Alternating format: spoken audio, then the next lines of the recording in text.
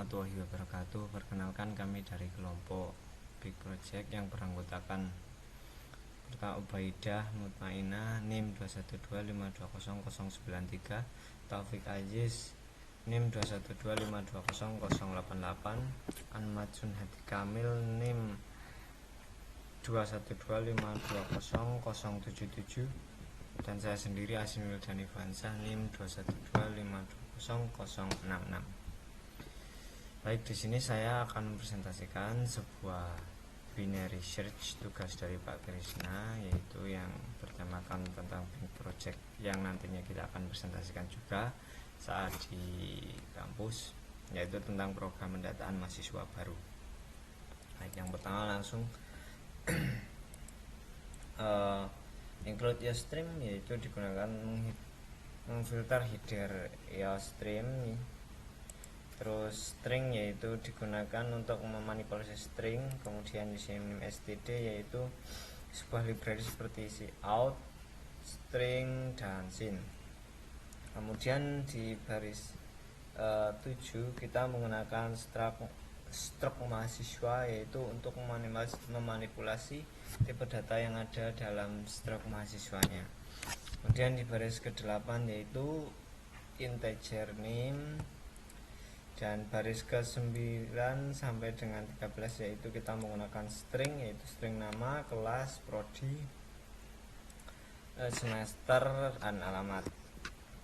Kemudian di baris ke-16 yaitu kita menggunakan integer main, yaitu mahasiswa MHS, integer A, kemudian integer tempat, integer cari, kemudian integer awal, akhir, tengah, dan ketemu sama dengan 0. Kemudian di baris ke-23 yaitu kita membuat garis di program, saat di running nanti akan membuat garisnya. Di baris ke-24 yaitu kita membuat program pendataan mahasiswa, yaitu ini sebuah judulnya. Kemudian di baris ke-26 yaitu memasukkan data mahasiswa yang akan diinput, yaitu kita nanti akan memasukkan sebuah data.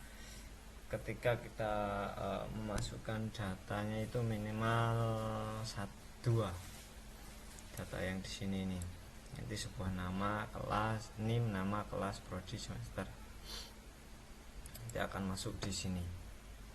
Itu ini untuk memunculkan manggil. Kemudian di baris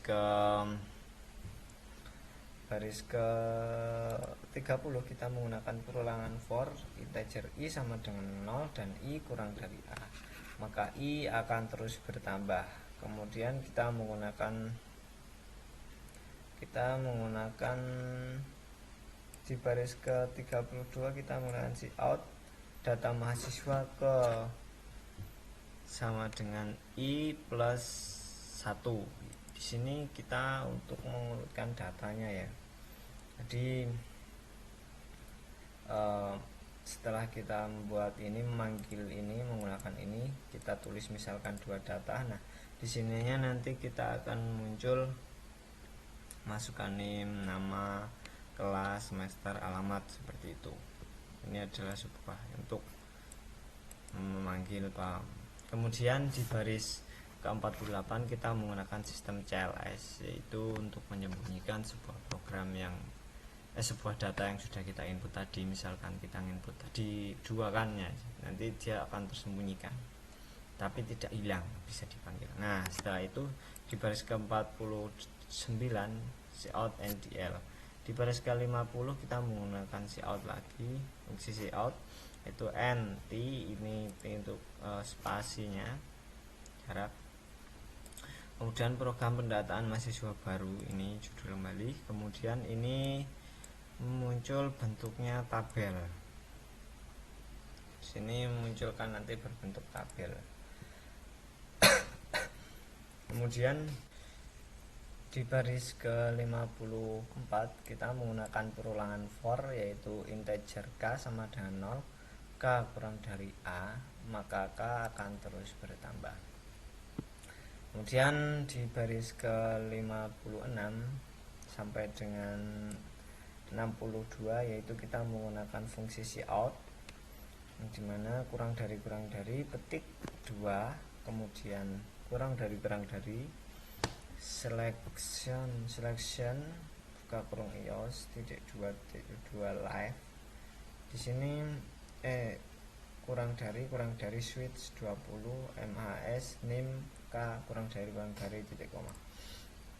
Nah, ini di sini untuk memunculkan data. Untuk menampilkan data mahasiswa yang sudah kita buat tadi di atas, yang sudah kita isi di sini, terus kita tampilkan menggunakan ini fungsi iOS Live ini, yaitu untuk kalau di wordnya itu sebuah center ya, bisa geserkan mengatur kanan kiri lah. Kemudian di baris ke-64 yaitu cout NDL sebuah garis ini titik sama dengan garis. Di baris ke-67 kita menggunakan metode selection shot ya, yang dimana yaitu terdiri dari baris ke-67 sampai 81, yaitu mengurutkan nama-nama mahasiswa yang tadi sudah diinput di bagian sini. Ini sudah dikeluarkan dari sini nih, ini sudah dibuat dari sini. Yang disitu kan masih belum urutan, kayak misalkan 1, 2, 3 atau nama itu kan kadang ABC-nya juga masih belum berurutan. Jadi nanti ini kita menggunakan metode selection shot, yaitu gunanya untuk mengurutkan data-data yang sudah kalian input agar biar rapi. Kemudian di baris 83 yaitu cout NDL, kemudian 84 cout NDL, kemudian di baris ke 85 yaitu program pendataan mahasiswa baru. Ini membuat sebuah tabel lagi dari sini sampai sini. Ini kita membuat tabel baru, yaitu dengan inputan data baru yang sudah diurutkan. Kalau yang di sini sudah diurutkan dari 84 sampai dengan 97. Ini datanya sudah urutan. Kalau yang di sini di baris baris ke-63 sampai dengan 50 itu belum berurutan ya. Kemudian di baris ke 101 cout NDL, baris ke 122 yaitu cout mencari data yang dengan menggunakan input NIM Anda, kemudian sin cari. Kemudian di baris ke 104 sampai dengan if ketemu ini, di sini yaitu kita menggunakan binary search, yaitu untuk mencari data yang kita cari di menggunakan NIM ini dengan cara menggunakan binary search di sini nih. Kemudian di baris ke 121 yaitu cout NIM cari ditemukan di kolom tabel ke tengah. Ini menentukannya nanti di sini. Jadi setelah ini kan perintahnya cari data dengan NIM Anda. Kalian tinggal mengetikkan NIM di sini. Nanti kita masuk ke binary search dari sini. Ini untuk mencarikan datanya dan nanti keterangannya akan memunculkan jika ketemu pada posisi di mana datanya, di tengah, di nomor 1 atau nomor 2. Tadi kan isinya 2 tabel, jadi nomor 1 atau nomor 2 segitu. Nanti semakin banyak tapi masih bisa didetek, karena asalkan sintaknya benar tetap masih bisa didetek. Dan else cout data Anda tidak ditemukan, ya itu ketika kalian mengetiknya NIM itu enggak sama atau beda, itu nanti data keterangannya akan muncul tidak ditemukan. Tapi kalau benar pasti akan muncul hasilnya 1 atau 2 atau berapa di baris ke-1. Kalau di baris ke-1 gitu biasanya, atau baris kedua, nanti saya run ya. Kemudian di 127 yaitu return selesai, kita run ya.